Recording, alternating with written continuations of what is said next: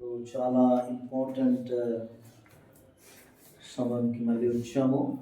మన ఆరాధన 2 భాగాలు ఉంటాయి మాట. ఒకటి ఏంటి అంటే మొట్టమొదటిగా ఆరాధన సమయము వ్యక్తిగతంగా చేయాలి. తన మునుపు ఆరాధన వాక్యం ఉంటుంది, సిద్ధపరచిన నిమిత్తము. తదుపరి ఆరాధన అందరూ చేసిన తర్వాత బల గురించి కూడా మనము సిద్ధపడి బల దగ్గరికి వస్తున్నమాట. ఇది చాలా ఇంపార్టెంట్ అండి. ఆ బల లేకుండా ఈ ఆదివారము ఆరాధన పూర్తి అవుతుందన్నమాట. కానీ చాలా సంఘాలు ప్రపంచంలో అంటే వేరే వేరే డినామినేషన్ కూడా ఉన్నాయి కదా. కొన్ని సంఘాలు నెలకు ఒకసారి చేస్తారు, కొన్ని సంఘాలు సంవత్సరాలకు ఒకసారి, కొన్ని సంఘాలు బల కూడా ఉండదు. కానీ ప్రతి ఆదివారము దేవుని సన్నిధికి వచ్చినప్పుడు బల అనేది చాలా ఇంపార్టెంట్. ఎందుకు అంటే బల యేసు ప్రభు స్వయంగా అన్నారు బల గురించి అంటే, నా రక్తంలో స్థాపింపబడిన కొత్త నిబంధన ఇది. మళ్ళీ అన్నారు ఏంటంటే, ఎవరు బల తీసుకోరు అతనితో నాకు సంబంధం లేదు అంటున్నారు. అంటే అటాచ్మెంట్ ఉండదు అంటున్నారు. ఆరాధనలో చూసాం కదా, అటాచ్మెంట్. యేసు ప్రభుతో మనకు అటాచ్మెంట్ ఉండాలి. మనము యేసు ప్రభుని హత్తుకొని జీవించాలంటే బల తప్పనిసరిగా మనం తీసుకోవాలి. ఇది అందరికీ కాదు అండి. యేసు ప్రభు నమ్మిన వారికి మాత్రమే అది ఉంటుంది, అందరికీ అది ఉండదు. అది కూడా సంఘ డిసిప్లిన్ క్రమం పట్టించిన నిమిత్తము ఎవరైనా యేసు ప్రభుని సొంత రక్షకుడుగా అంగీకరిస్తారు, పాప క్షమాపణ కొరకు పశ్చాత్తాపడతారు, తర్వాత నీటి బాప్తిస్మం తీసుకుంటారు, ఒక సంఘంకి ఒక మెంబరుగా ఉంటారు. వాళ్ళు మాత్రమే ప్రభు వల్ల తీసుకోవాలి. అందరూ ఉండవచ్చు సంఘంలో. ఒకవేళ మీరు బాప్తిస్మం తీసుకోలేదు అనుకోండి, తీసుకోకూడదు. ఎందుకంటే అది సంఘ క్రమం, ఇది డిసిప్లిన్ కొరకు. మీరు ఎంత భక్తులు ఉన్నప్పటికీ, ఎంత రెగ్యులర్గా చర్చికి వచ్చినప్పటికీ ప్రభు వల్ల తీసుకునేకి మీకు అవకాశం ఉండదు సంఘంలో. కాబట్టి ఎవరెవరు యేసు ప్రభు నమ్ముతున్నారు, యేసు ప్రభుని సొంత రక్షకుడుగా అంగీకరించున్నారు, వాళ్ళ అందరూ ప్రభు వల్ల తప్పనిసరిగా తీసుకోవాలి. ఎందుకంటే ఒక పాయింట్ చెప్తున్నాను, ప్రభువుతో మనకు సంబంధం ఉంది అని చెప్పిన నిమిత్తము, నాకు సంబంధం ఉంది అని తెలియపరచిన నిమిత్తం, దేవా మీతో నాకు సంబంధం ఉంది అని దేవునికి మహిమపరచినట్టు చేయాలి. ప్రభు వల్ల తీసుకోవాలంటే బాప్తిస్మం కావాలి. మీరు మీ పాపం కొరకు పశ్చాత్తాపడి యేసు ప్రభునే నా రక్షకుడుగా అంగీకరించాలి, హృదయంలో అంగీకరించాలి. అర్థమైంది కదండి. ఒకవేళ ఎవరైనా ఉంటే నేను ముందుగా చెప్తున్నాను, మీరు ఒకవేళ యేసు ప్రభు నమ్మినట్లయితే ఆలస్యం చేయకండి. దైవజనులు ఉన్నారు, మంచి సంఘం ఉంది. ఒక ఇల్లులో సంఘము ఉన్నప్పటికీ దేవుని చిత్తం అయితే సొంత చర్చ్ బిల్డింగ్ కూడా అవుతుంది. మీరు తక్కువ మంది ఉన్నారు కాబట్టి ఇప్పుడు చర్చ్ బిల్డింగ్ లేదు. కానీ ఎక్కడైనా 2-3 యేసు ప్రభు నామములో కూడి ఉంటారు, ఆ చోట దేవుని సన్నిధి ఉండాలి. ఒకవేళ దేవుని సన్నిధి లేకుండా మనం ఎంత ఆరాధన చేస్తే నామే ఉంది, అవునే కాదు. అయితే మనం తక్కువ మంది అయినప్పటికీ యేసు ప్రభు నామములో కూడి ఉన్నారు కాబట్టి ఇది దేవుని ఆలయం, దేవుని సన్నిధి ఉన్న చోట. ఓకే, ఆయన సన్నిధిలో ఉన్నప్పుడు అందరూ కలిసి ఆయనకు ఆరాధన చేస్తున్నాము.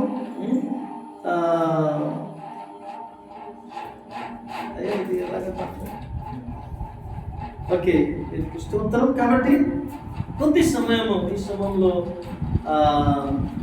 ఎందుకు మనము బలం తీసుకోవాలి, బలం తీసుకున్నప్పుడు మనము ఏం చేయాలి దేవుని బిడ్డలుగా అది చెప్పిన తర్వాత పలానా సంపాదిస్తామంటే అయితే నేను ఆల్రెడీ చెప్పాను. ఎందుకు తీసుకోవాలి అంటే ఇది యేసు ప్రభు రక్తంలో స్థాపింపబడిన కొత్త నిబంధన. This is the new covenant established by the blood of Jesus Christ. And ఎందుకు తీసుకోవాలంటే అతనితో మనకు అటాచ్మెంట్ ఉంది అని, అంటే యూనగా మనం జీవించాలని తీసుకోవాలి. ప్రతి ఒక్కరు కొంతమంది అప్పుడప్పుడు తీసుకోరు, ఎందుకంటే ఏదైనా జీవితం వచ్చిన తిరుగుబాటు కానీ పాపం జరిగింది కానీ బాధపడి తీసుకోరు. అది కూడా నీకు ఇష్టం లేదు. ఆయన దగ్గరికి వచ్చి ఆయన ఒక సొల్యూషన్ ఇచ్చారు, ఎలాగా తీసుకోవాలి అది చెప్పాలని నేను ఆశిస్తున్నాను. అయితే రండి, ఈ సమయంలో సమయం వృధా చేయకుండా తీసుకుంటా. రెండవ రాజులు 7వ అధ్యాయం చూద్దామంటే 7వ అధ్యాయము 3వ వచనం చదవండి.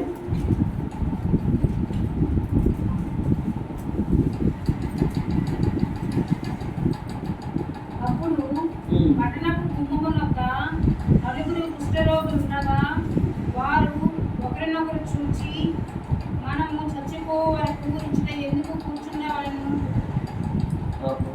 5వ వచనం చదవండి. పట్టణంలోనికి పోదామనుకుంటిమా, పట్టణమందు క్షమమున్నదను అచ్చట చచ్చిపోతుము, ఇచ్చట ఊరగా కూర్చున్నను ఇచ్చటను చచ్చిపోతుము. పదండి, సిరియన్ల దండుపేటలోనికి పోదుము రండి. వారు మనలను బ్రతికనిచ్చిన బ్రతుకుతము, మనలను చంపిన చత్తుమని చెప్పుకొని సంధ్య చీకటి యందు సిరియన్ల దండుపేటలోనికి పోవలనని లేచి సిరియన్ల దండు వెలుపలి భాగమునందుకు రాగా అచ్చట ఎవరను కనపడకపోయింది. మంచిదేమో, ప్రార్థన చేద్దాం. దయగల తండ్రి, పరిశుద్ధ దేవ, మీకు వందనాలు, స్తోత్రములు. అలా స్వీకరించమునుపే తండ్రి హెచ్చరిక నిమిత్తము వాక్యములు గ్రహించడాన్ని మీ వైపు చూస్తున్నాం రాజా. మీరు మాతో మాట్లాడమని యేసు ప్రభు నామములో అంటున్నాం తండ్రి.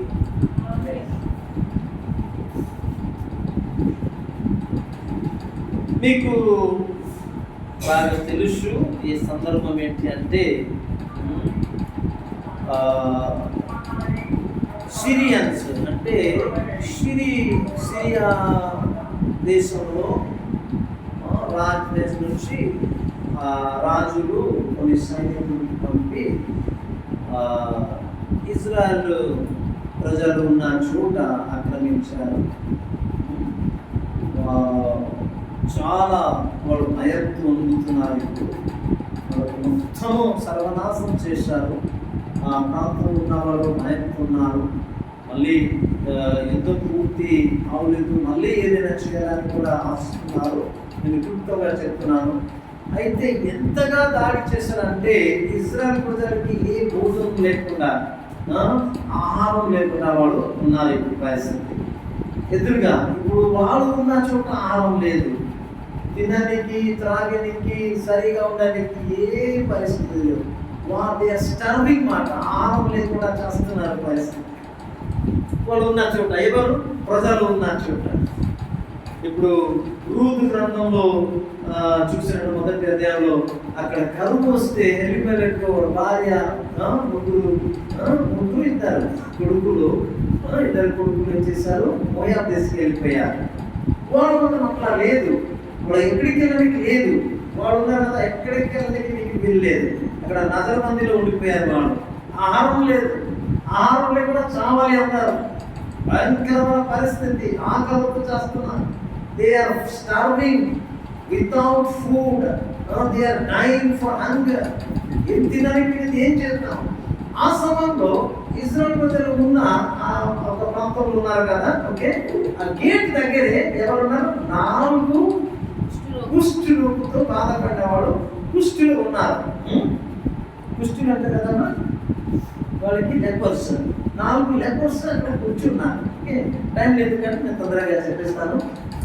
అయితే వాళ్ళు ఏమంటున్నారు 3వ వచనంలో, అమ్మ 3వ వచనం ఏమంటున్నారు చూడండి, చక్కగా అంటున్నారు. ఇంగ్లీష్లో నేను చదువుకుంటాను. 3వ వచనంలో, Now there were 4 men who were lepers at the entrance to the gate, and they said to one another, Why are we sitting here until we die? ఏమంటున్నారు? చనిపోయే వరకు, మనము చచ్చిపో వరకు ఇచ్చటి ఎందుకు కూర్చోవాలను అంటాడు. చూడండి, ఎందుకు కూర్చుంటామయ్యా? చనిపోయే వరకు ఎందుకు కూర్చుంటాము? మళ్ళీ కిందికి వెళ్తున్నారు. లోపల వెళ్తే ఆహారం లేదు, అక్కడక్కడ భోజనం లేకుండా చేస్తారు. కుష్టి వ్యాధి మనకు ఎవరు అలా చేయరు. వెళ్తే కూడా ఆహారం వరకు, తర్వాత అందరూ తుణికేస్తున్నారు. లియాకు దూషింపబడినట్లు కుష్టి రోగులు కూడా అప్పుడు చాలా దూషించేవారు కదా. యేసుకు ఉన్న టైం కూడా చాలా కుష్టి వ్యాధి అంటే భయంకరమైన వ్యాధి. వాళ్ళకి ఇంటికి ఎలా వచ్చారు, సమాజంకి ఎలా వచ్చారు, వాళ్ళు బయట ఉంటారు. వాళ్ళకి ఇంటిలో కుష్టి ఆశ్రమం ఒకటి ఉంది. వాళ్ళకి అందరికి ఉండడానికి లేదు. వాళ్ళు తీసుకుని ఒక చోట పెట్టారన్నమాట. విషయానికి వెళ్తారు, కానీ కుష్టి వ్యాధి భయంకర, ఎవరి దగ్గరికి రానియారు. ఇది భయంకరమైన జబ్బు, భయంకర శాపం అని అందరికీ తెలుసు. శాపం అని అనుకుంటారు అన్నమాట. అయితే ఈ కుష్టి రోగుల చుట్టూ బాధపడిన వారు, సమాజం నుంచి, ఊరు నుంచి దూరం ఉన్నవాడు, వారు కూడా ఇజ్రాయెలైట్స్, వాళ్ళు కూడా ఇజ్రాయెల్ ప్రజలు. అర్థమైందా? కానీ కుష్టి వ్యాధితో బాధపడుతున్నారు. అందుకోసం ఇజ్రాయెల్ ప్రజలు ఉన్న చోట ఉండకుండా, అంటే సంఘంలో ఉండకుండా దూరం ఉన్నట్టు పరిస్థితి ఇక్కడ కనపడుతుంది. ఇప్పుడు సిరియాలో ఉన్నారు. వాడు దాడి చేసి వాళ్ళకి నాశనతలు ఉంది. మొత్తం వాళ్ళు అటాక్ చేసి ఇది చేస్తారు. ఇప్పుడు వాళ్ళు మళ్ళీ ఉన్నారు. వాళ్ళు బయటికి వెళ్తే ఏం చేస్తారు? చంపేస్తారు. వాళ్ళు ఆహారం లేకుండా చస్తే మంచిది అన్న పరిస్థితి ఉంది. వాళ్ళు హాయిగా మంచిగా ఉన్నారు. అయితే వాయి కుష్ఠులు అన్నారు, చూడండి ఇక్కడ కూర్చుంటే చేస్తాం, ఎందుకంటే ఆహారం లేదు. ఒకవేళ లోపల వెళ్తే కూడా మన దగ్గరికి వెళ్తే వాళ్ళ దగ్గర ఆహారం లేదు, ఎవరు పెడతారు? మళ్ళీ కుష్టి వ్యాధిని తింటారు, తుణికేస్తారు, ద్వేషిస్తారు, అక్కడ కూడా చేస్తారు. అయితే ఏమైనా సరే ఈ సిరియాలో ఉన్నారు కదా, అరేబియన్స్ వాళ్ళు ఉన్నారు, ఆర్మీ క్యాంప్లో ఉన్నారు. వాళ్ళ దగ్గరికి వెళ్తాము, కనికరించి ఎవరైనా ఫుడ్ తుణికేస్తే తింటాము, లేకపోతే వాళ్ళు చంపితే చచ్చిపోతాము. ఈ డిసిజన్ తీసుకొని వాళ్ళు ఏం చేస్తున్నారమ్మా? వాళ్ళు ఇప్పుడు వెళ్తున్నారు. ఎవరు? కుష్టి వ్యాధితో బాధపడిన వాడు, శ్రమతో దూరం ఉన్నవాడు, వాళ్ళు వెళ్తున్నారు. వెళ్ళేసరికి వాళ్ళంటే why should we sit here until we die? చనిపోయే వరకు ఎందుకు ఇక్కడ కూర్చి ఉంటామయ్యా, రండి పోతామని వెళ్తున్నారు. ఇప్పుడు చదవండి అమ్మా 8వ వచనం. కాబట్టి కుష్టి రోగుల తండ్రుపేట వెలుపలి భాగమునందుకు వచ్చి గుడారము చొచ్చి భోజన పానములు చేసి అచ్చట నుండి వెండి బంగారములను బట్టలను ఎత్తుకొని పోయి దాచిపెట్టి తిరిగి వచ్చి మరియగా గుడారము చొచ్చి అచ్చట నుండి సొమ్ము ఎత్తుకొని పోయి దాచిపెట్టిరి. చూడండి, వాళ్ళ ఏమైపోయింది? ధాన్యం తెచ్చుకొని వాళ్ళు ఏం చేస్తారు? లోపల వెళ్ళిపోయారు. వెళ్తే దాని ముందు వచనం చదువుకుందామా? దానికి ముందు 2-3 వచనం చదవండి. రథముల ధ్వనియు గొప్ప సమూహపు ధ్వనియు సిరియనుల దండునకు వినబడినట్లు చేయగా వారు మన మీదికి వచ్చుటకై ఇశ్రాయేలు రాజు హిత్తీయుల రాజులకును ఐగుప్తీయుల రాజులను బద్దెమిచ్చి ఉన్నాడని సిరియనులు ఒకరితోనొకరు చెప్పుకొని లేచి తమ గుడారంలోనైనను గుర్రములలోనైనను గాడిదలలోనైనను దండుపేటలో ఉన్న వాటిలోనైనను ఏమీ తీసుకొనగయే తమ ప్రాణములను రక్షించుకొనుట చాలుననుకొని సంధ్య చీకటిని ఉన్నట్లుగా పేట విడిచి పారిపోయి ఉంది. చాలమ్మా. ఇప్పుడు ఏమైంది?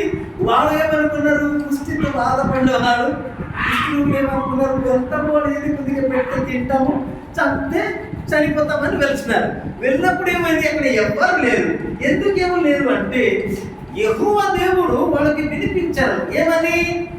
రథము శబ్దము, గుర్రం మీద వచ్చి భయంకరమైన సైన్యంతో వాళ్ళకి అటాక్ చేసినప్పుడు అయ్యో ఏంటి ఈజిప్ట్లో ఉన్న రథములాగా తర్వాత ఇంకా ఒక దేశం ఉంది కదమ్మా ఈ ఐగుప్తు నుంచి ఇంకొక దేశం ఉంది చూడండి, అది 7 కొంచెం చదవండి.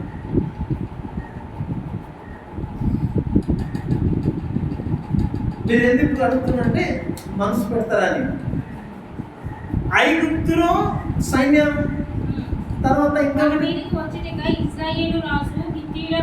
హిత్తీయు అని తెలుసునా, అంటే హిత్తీయు రాజు, ఐగుప్తుల రాజు, వాడు ఇప్పుడు ఇజ్రాయెల్కు సహాయం చేస్తున్నారేమో, వాడు సైన్యాలతో పాటు మమ్మల్ని తిరిగి అటాక్ చేస్తున్నారు, తిరిగి దాడి చేస్తున్నారు. అయ్యో మా పని అయిపోయింది, మేము ఎంతదాకా ఏం చేసాము వాళ్ళ పని అయిపోయింది అనుకున్నాము, ఆహారం కూడా చేస్తారు అనుకున్నాం, కానీ మేము హాయిగా కూడా తింటున్నాం, కానీ ఇప్పుడు చూడండి వాడు తిరిగి అటాక్ చేద్దాం, చనిపోతాం, ప్రాణం కాపాడే నిమిత్తము వాడు ఆహారము, వాళ్ళ వస్తువులు అన్నిటిని వదిలిపెట్టి పారిపోయారు.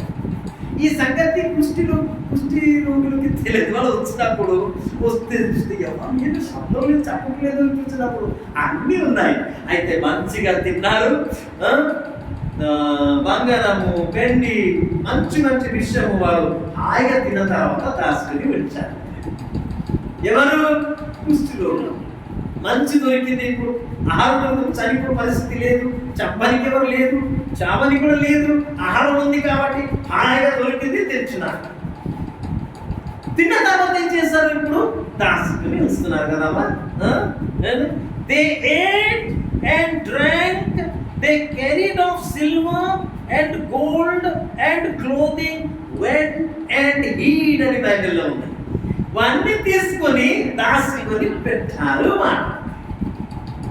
నేను ఎందుకు చెప్తున్నాను అనేది మీకు అర్థమవుతుంది, చెప్పని క్లియర్ చేస్తాను. దానికి చెప్పి ఇప్పుడు చదవండి 9 వచనం.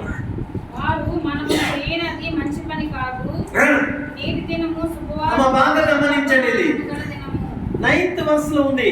2 Kings 7:9. అప్పుడు ఏమని చెప్తున్నారమ్మా, చదవండి. వారు అంటున్నారు, మనము చేయునది మంచి పని కాదు, నేటి దినము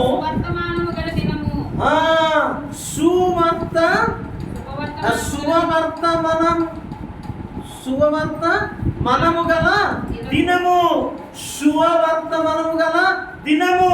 తర్వాత మనము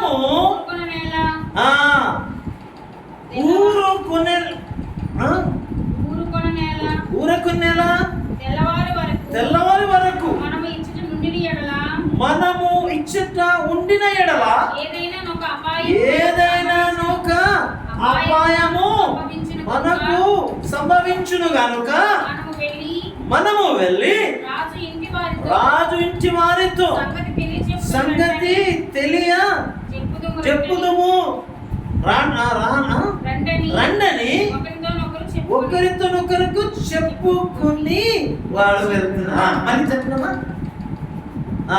చదవండి అమ్మా. తెల్లవారు వరకు మనం ఇచ్చట నుండి ఎడల ఏదైనా ఒక అపాయం మనకు సంభవించును కనుక మనం వెళ్ళి రాజు ఇంటి వారితో సంగతి తెలియజెప్పుము రండని ఒకరితోనొకరు చెప్పుకొని వచ్చి పట్టణపు ద్వారపాలకుని పిలిచి మేము సిరియన్లో దండు పెట్టకపోతిమి, అసలు ఏ మనిషి కనబడలేదు, మనిషి చొప్పుడైనను లేదు, కట్టబడిన గుర్రములను కట్టబడిన గాడిదలను ఉన్నవి కాదు.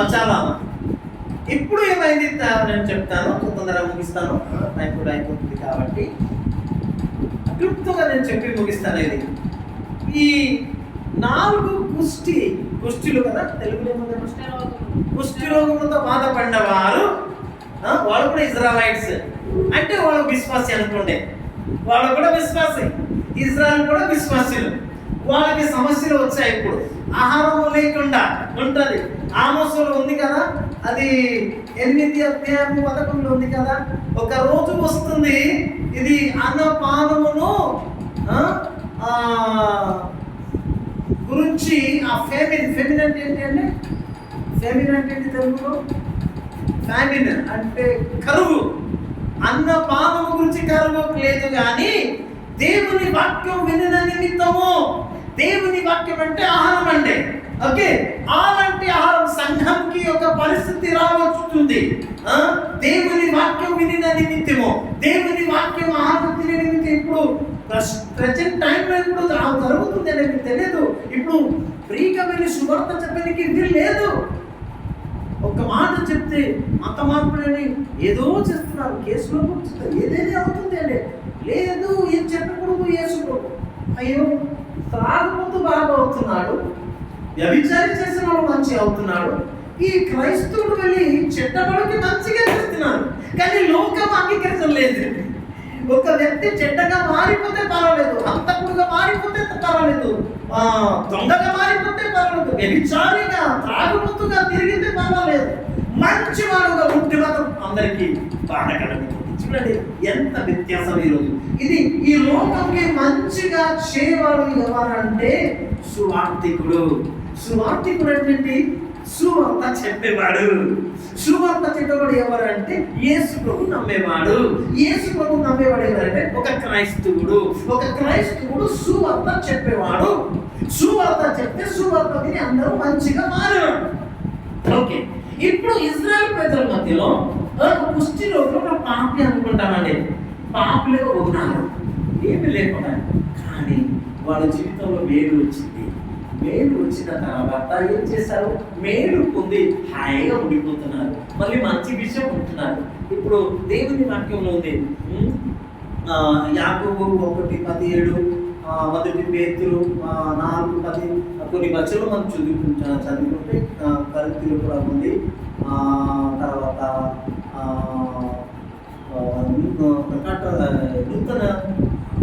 నూతన ఏమంటే నూతన నిబంధనలు కూడా ఉంది. యేసు తర్వాత మత్తయి సువార్త 25 అధ్యాయము 25 నుంచి 30 వరకు చదువుకుంటే యేసు కొంతమందికి కొన్ని టాలెంట్ ఇస్తున్నారు, అంటే తలంతులు అంటారు దానికి, కొన్ని గిఫ్ట్ ఇస్తున్నారు. అయితే ఒకరికి ఎంత ఇచ్చారమ్మా?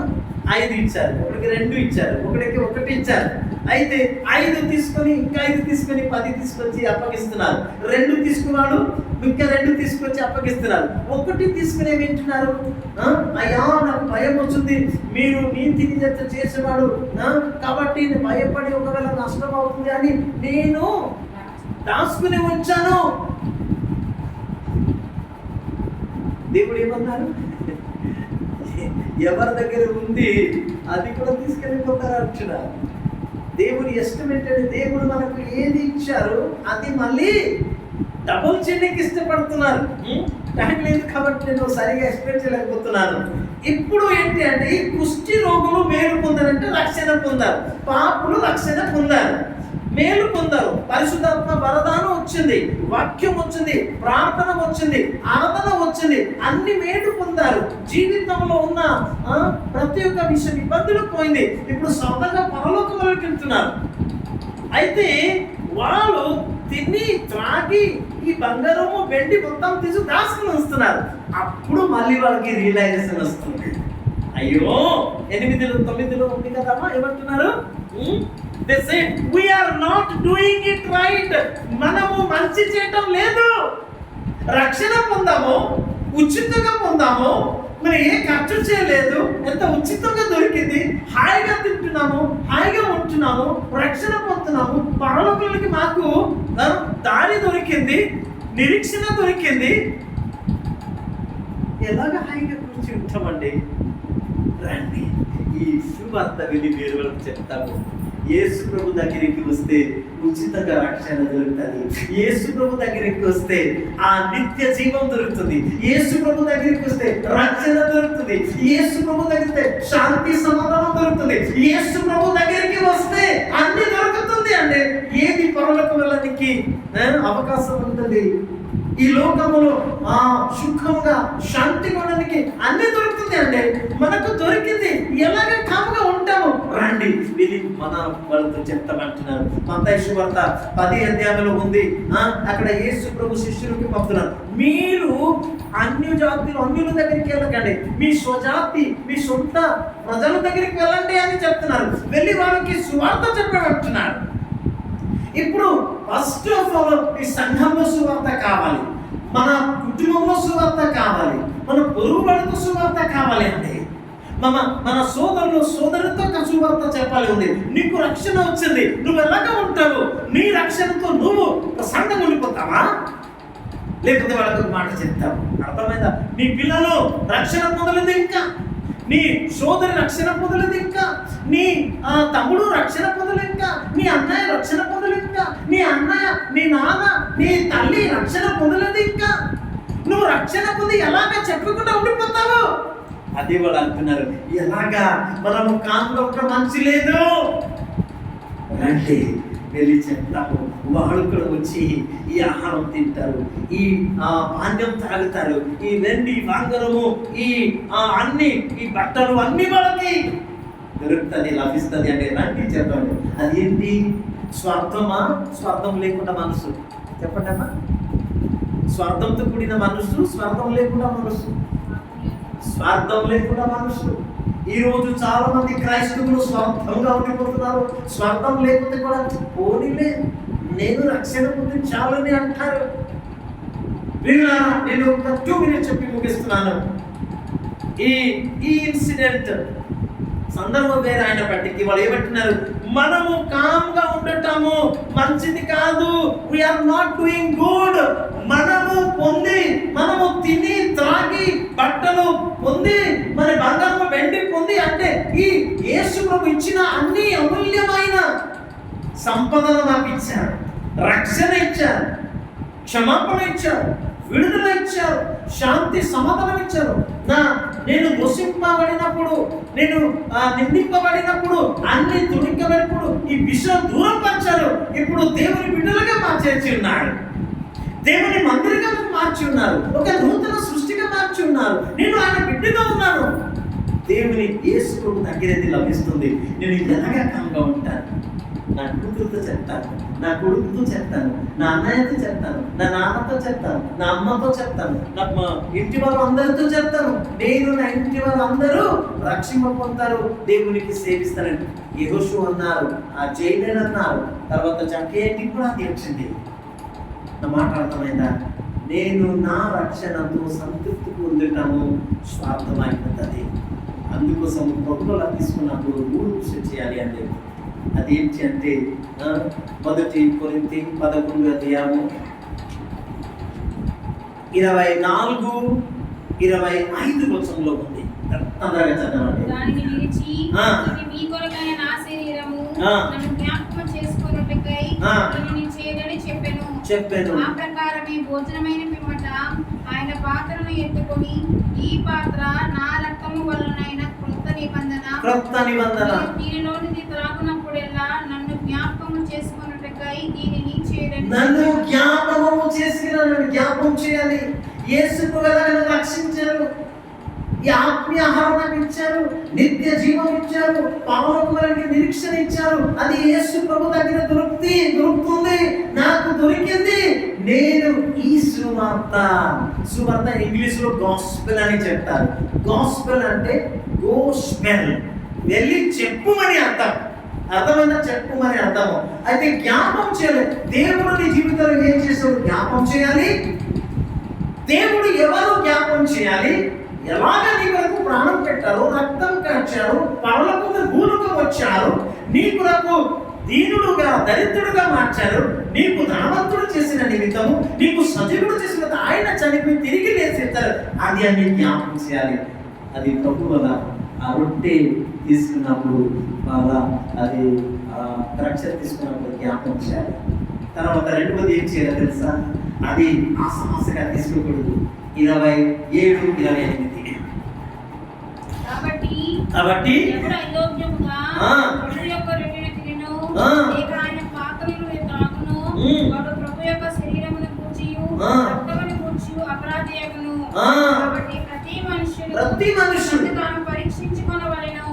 పరీక్షించి ఆరాగు చేసి ఆ రొట్టెను తిని ఆ పాత్ర నుండి త్రాగవలెను. చూసారా? ఇది ప్రతి వారం ఇవ్వబడుతుంది కదా అని ఆసమాసగా నిర్లక్ష్యం చేస్తే దేవుడు ఇష్టపడరు. పరీక్షించాలి, పశ్చాత్తాపడాలి. ఏదైనా పొదులో ఉందా, నేను దేవునికి హత్తుకుని ఉన్నా, లేకపోతే దేవుడి నుంచి దూరంగా హృదయం నుంచి నేను ఆ సన్నిధిలో ఉన్నా, అది తెలుసుకోవాలి. నాకు అర్హత లేదు నీకు తీర్పు చేయడానికి. నువ్వు నీ గురించి తెలుసుకోవాలి. నీకు నీ గురించి తెలుసు కాబట్టి దేవుని సన్నిధి, దేవుడు అందరికీ చూస్తున్నారు, అన్ని విషయాలు వింటున్నారు కాబట్టి మనము ఆయన దగ్గరే కొలాయిపోవాలా, ఓపెన్ అయిపోవాలా. అర్థమైంది కదా? పశ్చాత్తాప దేవా, నువ్వు నా కొరకు ఎంతగా చేశావు, నేను యోగ్యతతో సాధించి నీతో నీ అటాచ్మెంట్ ఉంది. యోహాను 15 చదవనక్కర్లేదు, 7-8 ఉంది. నీ మాట నా మాట నీలో, నువ్వు నాలో ఉన్నప్పుడు నువ్వు నా పేరు ఏది అడిగితే అది ఇవ్వబడను. తర్వాత నువ్వు బహుగా ఫలించిన ఎడల నువ్వు నాకు శిష్యులు ఉంటావని 8 వచనం ఉంది. మనము శిష్యులు ఉండాలి, ఫలించాలి. ఆ ఫలించడానికి ఏంటి ఫలిస్తానంటే ఆత్మ లాభించాలి, ఆత్మలో లాభించాలి, ఆత్మలో లాభించాలి. ఎలాగ లాభిస్తుంది? సువార్త ప్రకటన చేసిన ద్వారా. అందుకోసం చివరిగా 26 వచనం చదవండి.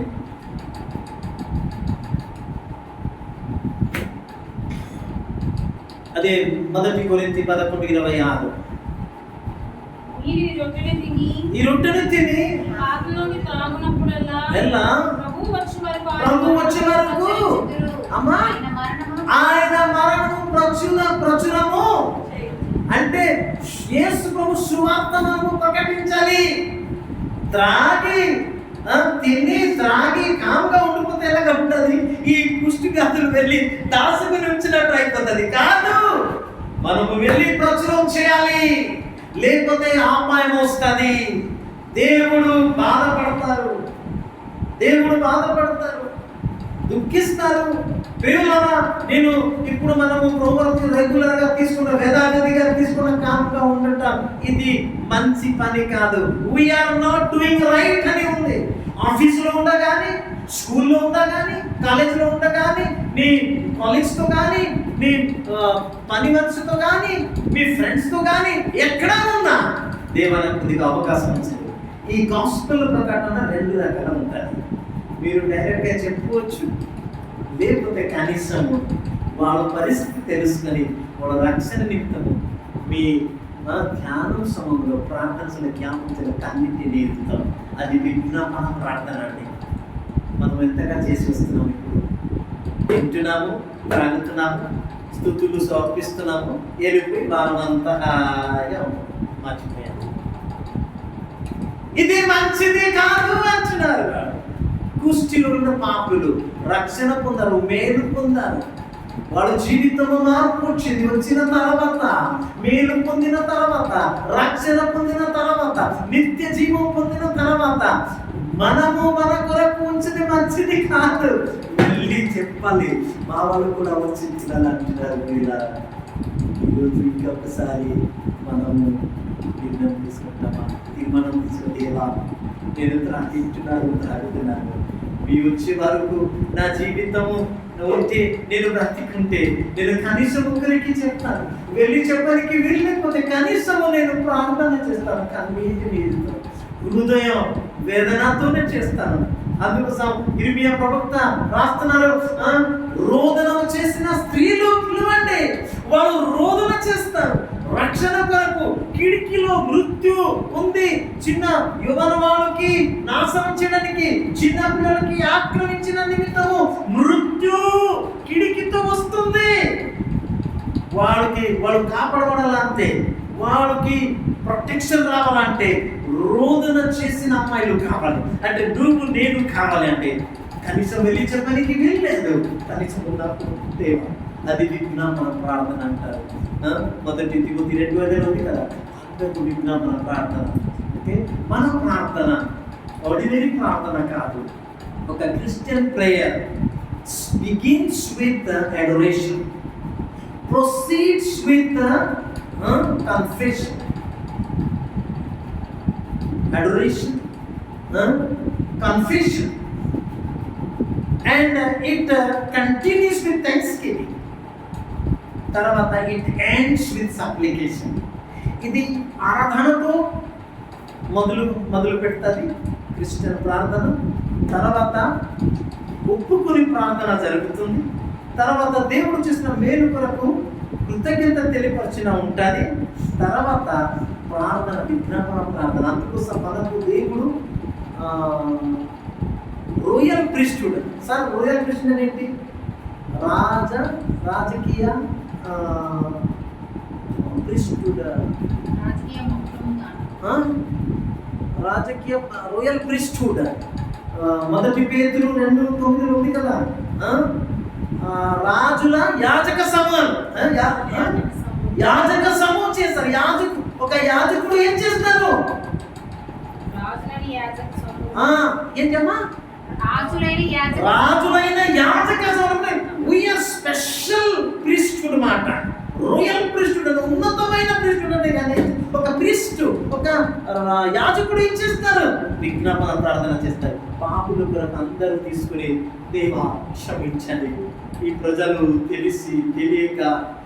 తెలిసి చేస్తారు తండ్రి, పాపం వల్ల నరకం వెళ్ళిపోతున్నారు తండ్రి, నువ్వు లేకపోతే వాళ్ళు నాశనం అయిపోతున్నారు తండ్రి, వాళ్ళ పాపాన్ని క్షమించు తండ్రి.